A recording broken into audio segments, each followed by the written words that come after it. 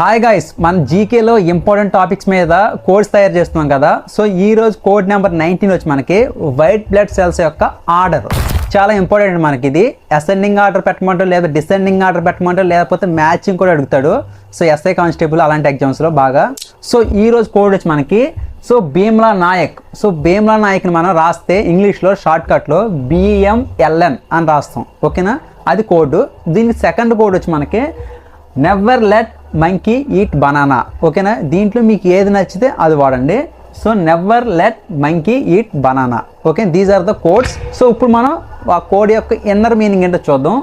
So B means basophils, E means eosinophils, M means monocytes, L means lymphocytes, N means neutrophils. These are the important of white blood cells and order of white blood cells. So ఇక్కడ important ఏంటంటే, so ఇక్కడ మనకి అతి తక్కువ ఉన్న white blood cells ఏంటి, అతి ఎక్కువ ఉన్న వైట్ బ్లడ్ సెల్స్ ఏంటి, అదేవిధంగా అతి పెద్ద వైట్ బ్లడ్ సెల్ ఏంటి అని అడుగుతాడు.